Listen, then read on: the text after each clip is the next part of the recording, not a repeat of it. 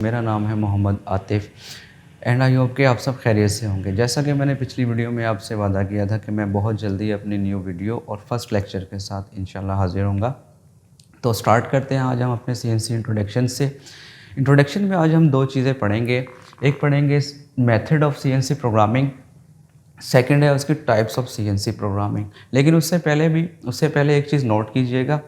कुछ लोगों ने मुझसे पूछा था कि बेसिक सा क्वेश्चन है कि सर सीएनसी स्टैंड फॉर मतलब सीएनसी का मुखफ़फ़ क्या है। तो मैं उनको बता देना चाहता हूँ, अब आप में से भी जिन लोगों को नहीं पता, तो CNC stand for computerised numerical control. Start करते हैं जी।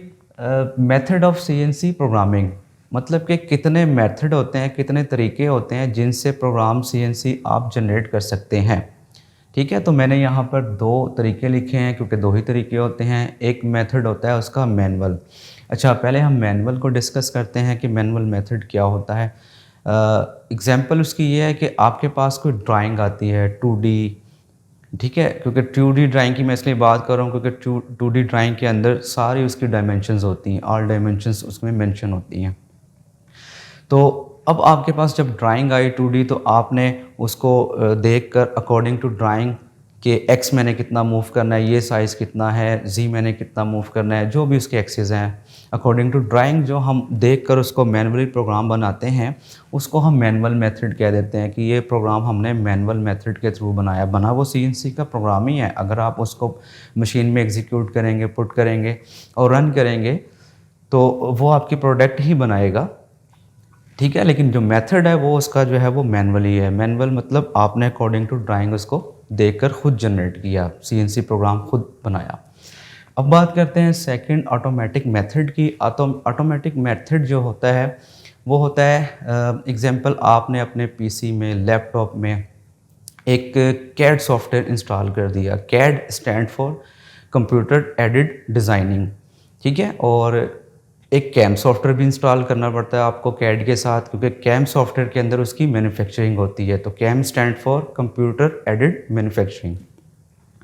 तो आपने अपने सॉफ्टवेयर में कंप्यूटर में, लैपटॉप में एक सॉफ्टवेयर इंस्टॉल किया कैड एंड कैम। कैड के अंदर आपने क्या किया कि एक मॉडल जनरेट कर लिया, 3D मॉडल बना लिया, और कैम के अंदर आपने उस मॉडल को जनरेट कर लिया। लाइक ये पेन है, इसका आपने एक मॉडल बना दिया, या किसी भी शेप का कोई मॉडल आपने जनरेट कर दिया, उसको कर लिया कैम में इंपोर्ट।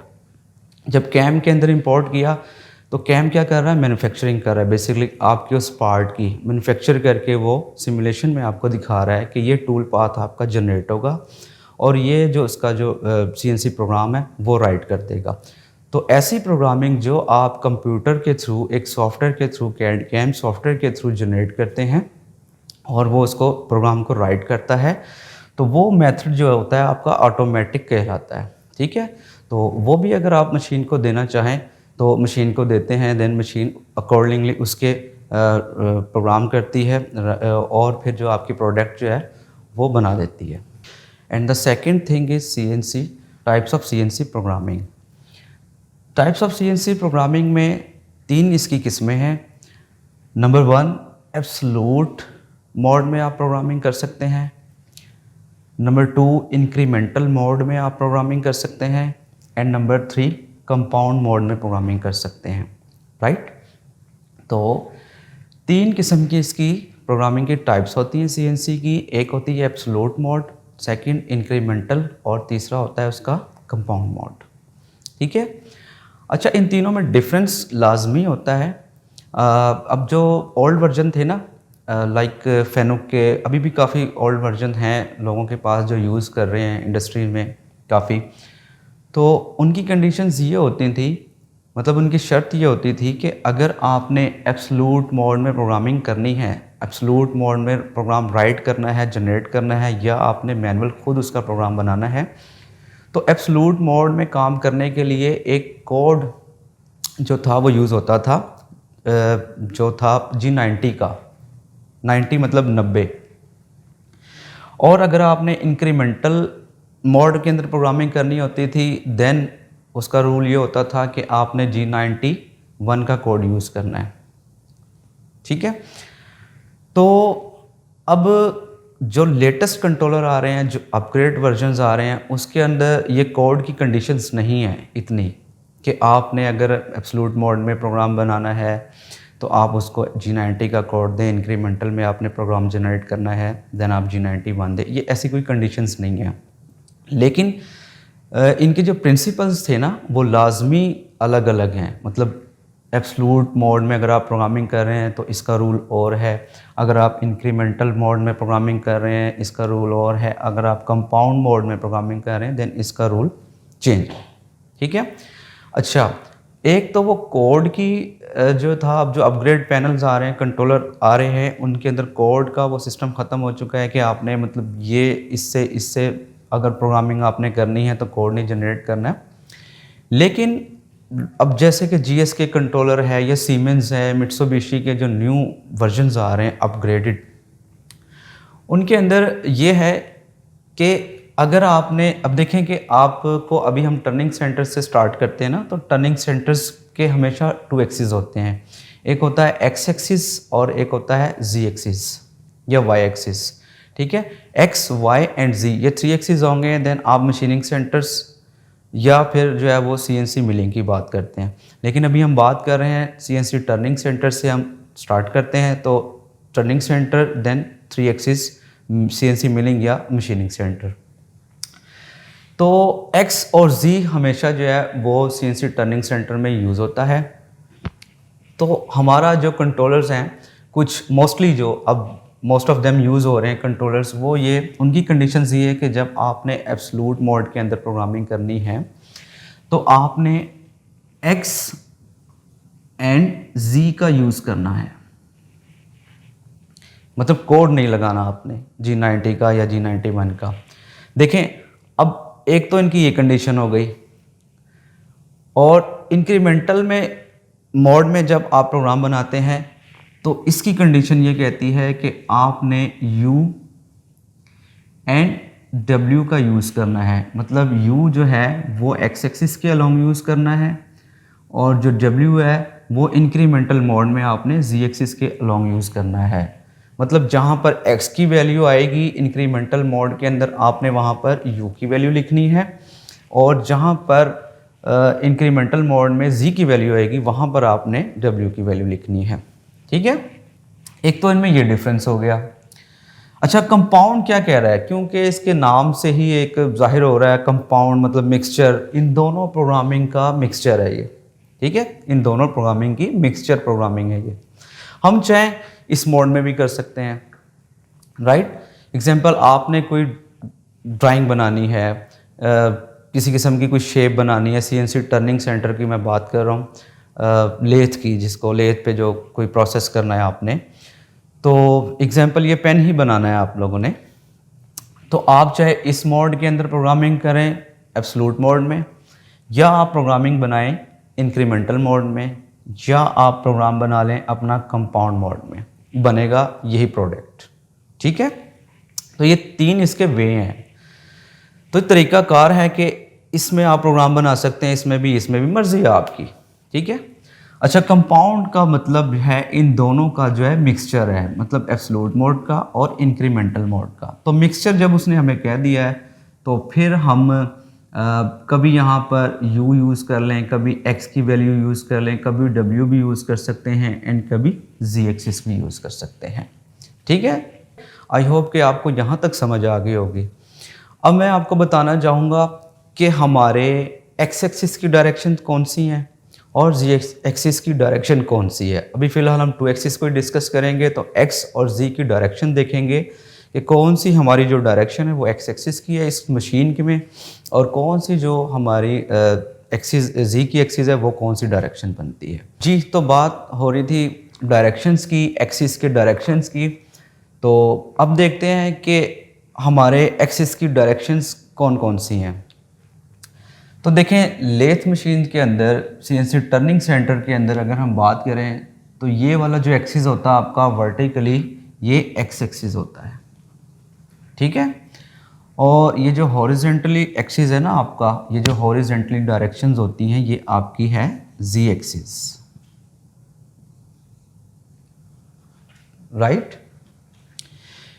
इसी तरह अगर हम बात करें इंक्रीमेंटल मोड में, तो इंक्रीमेंटल मोड में अगर आपको याद हो तो हमने पढ़ा था कि जो u है वो इंक्रीमेंटल मोड में एक्स एक्सिस के अलॉन्ग यूज़ हो रहा है और जो w है वो z एक्सिस के अलॉन्ग यूज़ हो रहा है। इसका मतलब ये है कि ये वाला एक्सिस आपका u है और ये वाला एक्सिस आपका w, राइट? क्लियर यहाँ तक? अच्छा, एक बड़ी इंपॉर्टेंट चीज़ है जो आपने जहन में रखनी है इंशाल्लाह ताला, ये बेस है हमारी एक, ताकि आपको पता चले कि कौन सी वैल्यूज़ हमारी पॉजिटिव में आएंगी और कौन सी वैल्यूज़ नेगेटिव में आएंगी। तो देखें, ये आपकी एक जॉब का या वर्क पीस का एक रेफरेंस है, सेंटर पॉइंट है। ये आप रेफरेंस पॉइंट चाहे मिड में ले लें, लेकिन मैंने मिड में लिया आपको समझाने के लिए। चाहे आप इसको स्टार्ट में ले जाएं, चाहे आप उसको उठा के एक्स एक्सिस के अबव ले जाएं, चाहे आप इस नेगेटिव में रख लें, चाहे आप इस लोकेशन पे रख लें उसको। तो ये कोई कंडीशन नहीं है कि सेंटर में ही आएगा, ये जस्ट आपको समझाने के लिए कि हमारी नेगेटिव वैल्यूज़ कौन सी हैं और पॉजिटिव वैल्यूज़ कौन सी हैं। ठीक है, अब आपने बात एक ज़हन में रखनी है कि जहाँ पर ये सेंटर पॉइंट आपने रेफरेंस पॉइंट, डेटम पॉइंट जिसको आप कह लें कि फिक्स कर दी है ना, अगर एग्जांपल ये यहाँ पर आपकी कुछ वैल्यूज़ हैं z एक्सिस में भी और x एक्सिस में भी, इसी तरीके से इस डायरेक्शन में भी, तो अगर ये आपने जो अपना रेफरेंस पॉइंट है जॉब का, एक वर्क का, ये सेंटर में रख दिया है, तो इस रेफरेंस पॉइंट से राइट साइड वाली सारी वैल्यूज़ जो है ना वो पॉजिटिव में आएंगी। इसका मतलब ये है कि ये z एक्सिस पॉजिटिव वाला है और ये w एक्सिस इंक्रीमेंटल की अगर हम बात करें तो पॉजिटिव में है। ठीक है, और रेफरेंस से लेफ्ट साइड पे अगर आप क्रॉस करते हैं या आपका टूल रेफरेंस पॉइंट को क्रॉस करता है तो वैल्यूज़ नेगेटिव में आना शुरू हो जाएंगी z एक्सिस में भी, और अगर आप इंक्रीमेंटल मोड में काम कर रहे हैं तो w एक्सिस में भी। ठीक है, एज इट इज बात करते हैं अगर इसी रेफरेंस पॉइंट की, तो इससे अबव सारी जो कोऑर्डिनेट्स हैं इनकी जो वैल्यूज़ हैं ये प्लस में आना शुरू हो जाएंगी, एज इट इज़ u में भी। और अगर आप इस रेफरेंस पॉइंट को क्रॉस करते हैं तो वैल्यूज सारी नेगेटिव में आना शुरू हो जाएंगी। मतलब ये वाला एक्स एक्सिस की वैल्यूज जो है ये पॉजिटिव में है और 0 से अगर नीचे की तरफ बात करें तो ये वैल्यूज सारी नेगेटिव में आ जाएंगी आपकी, राइट? इसी तरीके से z एक्सिस की ये वैल्यूज जितनी भी हैं पॉजिटिव में है, ये सारी वैल्यूज नेगेटिव में है। अगर मैं इसको एक छोटी सी एग्जांपल देकर सॉल्व करता हूँ तो हम इसको इस तरीके से लिखेंगे। एग्जांपल मैं यहाँ से स्टार्ट करता हूँ 10 से, और पहले हम z एक्सिस को स्टार्ट कर लेते हैं फिर x एक्सिस को। ठीक है, या पहले हम x एक्सिस को कर लेते हैं, यहाँ से स्टार्ट करते हैं 12 से 8 से 6 से 4 से जो भी है। ठीक है, चलें यहाँ से स्टार्ट करते हैं। x यहाँ से स्टार्ट करेंगे तो क्या वैल्यू आएगी? 12.0 एंड ऑफ ब्लॉक। ये एंड ऑफ ब्लॉक सेमीकोलन इसको कहते हैं, लेकिन मशीन की लैंग्वेज में इसको हम बोलेंगे एंड ऑफ ब्लॉक। बाकायदा इसका एक मशीन पर बटन भी होता है। एंड ऑफ ब्लॉक का मतलब ये है कि ये आपने x की कुछ वैल्यू लिखी है तो ये आपका एक ब्लॉक बन गया है। ठीक है, अब अगर ये आप एंड ऑफ ब्लॉक नहीं लगाते तो इसका मतलब ये है कि मशीन आपकी अलार्म दे देगी, जो कंट्रोलर होगा वो अलार्म दे देगा कि इसका मतलब ये है कि अभी आपकी जो बात है वो कंप्लीट नहीं हुई। ठीक है, मशीन अलार्म दे देगी, कंट्रोलर अलार्म दे देगा कि या तो इसके आगे मज़ीद कुछ वैल्यूज़ लिखें और फिर एंड ऑफ ब्लॉक लगाएं, या फिर जो है इसको आप एंड ऑफ ब्लॉक लगाएं, देन मैं नीचे वाली जो इससे लाइन होगी उसको रीड कर सकूं और फिर उसके ऊपर इम्प्लीमेंट करूं, राइट? तो ये जो साइन होता है सेमीकोलन का, ये हर लाइन के बाद, हर ब्लॉक के बाद आपने लाजमी लगाना। ये आपकी एक लाइन है, इसको मशीन की लैंग्वेज में ब्लॉक कहते हैं। ठीक है, ठीक है, तो x12 आ गया। नेक्स्ट लाइन में अगर हम बात करें नीचे की तरफ आए, देखें हम यहां से नीचे आ रहे हैं ना, रेफरेंस से नीचे नहीं आ रहे, तो x 8.0 एंड ऑफ ब्लॉक। उसके बाद x की क्या वैल्यू है 6.0 end of block. Next x 4.0 end of block, ये वाली, राइट। उसके बाद हम इस पॉइंट पे आएंगे तो ये आपका बनता है x 0.0 एंड ऑफ ब्लॉक, ये वाला। फिर हम बात करेंगे x4 की, x3 की, x2 की और x1 की। लेकिन मैंने स्टार्ट में आपको बताया कि जैसे ही हम इस रेफरेंस को क्रॉस करेंगे तो जो भी वैल्यूज होंगी माइनस में आना शुरू हो जाएंगी। तो x minus 4.0, x minus 3.0, x minus 2.0 end of block and x minus 1.0 end of block. एक बात आपने जहन में रखनी है कि जो वैल्यूज़ आपकी पॉजिटिव में आ रही हैं सॉरी, जो वैल्यूज़ आपकी पॉजिटिव में आ रही हैं उनके आगे मतलब x है या z है तो आपने पॉजिटिव का या प्लस का साइन नहीं लगाना, बट जो वैल्यूज़ आपकी नेगेटिव आ रही हैं देन आपने उसके आगे x के आगे या z के आगे माइनस का नेगेटिव का साइन लाजमी लगाना है, ठीक है। तो ये है आपकी x एक्सिस की वैल्यूज़। जो वैल्यूज़ आपकी पॉजिटिव में थी वो पॉजिटिव में लिख दी। जैसे ही आपने इस रेफरेंस पॉइंट को, इस डेटम को क्रॉस किया, अपने वर्क रेफरेंस पॉइंट को, सारी वैल्यूज़ जितनी भी थी नेगेटिव में आना शुरू हो गई। अगर हम बात करते हैं z एक्सिस की तो z एक्सिस भी हम यहाँ से स्टार्ट करते हैं कि सॉरी z क्या value 10.0 end of block, z 8.0 end of block, z 6.0 end of block and z 4.0 end of block, right. जो वैल्यूज आपकी पॉजिटिव में है हमने पॉजिटिव का साइन नहीं यूज करना। उसके बाद z 0.0 एंड ऑफ ब्लॉक। अब आपकी वैल्यूज आ गई नेगेटिव में तो नेगेटिव के आगे हमने साइन जरूर यूज करना है। z minus 1.0 end of block, z minus 2.0 end of block, z minus 3.0 end of block and z minus 4.0 end of block, ठीक है। तो इस तरीके से हमें पता चल गया कि हमारे x की डायरेक्शन कौन सी है और z की डायरेक्शन कौन सी है। सेकंड, हमने ये भी देख लिया कि अगर आपका reference point, work reference point, example ये एक जॉब आपने बनाना है तो इसका कोई ना कोई तो रेफरेंस पॉइंट होगा ना। तो अगर आपने स्टार्ट में इसका रेफरेंस पॉइंट रख दिया तो आप रेफरेंस को जैसे ही क्रॉस करेंगे वैल्यू सारी नेगेटिव में आनी शुरू हो जाएंगी, लेकिन राइट साइड वाली वैल्यूज पॉजिटिव में आएंगी। As it is X axis में भी इसका एक रेफरेंस होगा कि जैसे ही एक्स एक्सिस को रेफरेंस को क्रॉस करेंगे तो सारी वैल्यूज आपकी नेगेटिव में आना शुरू हो जाएंगी और एक्स एक्सिस के रेफरेंस से ऊपर वाली सारी वैल्यूज पॉजिटिव डायरेक्शन में आएंगी। जी तो गाइस आज की वीडियो हम यहीं पर ख़त्म करते हैं। तो आज हमने सीखा types of programming, method of programming and axis की डायरेक्शंस।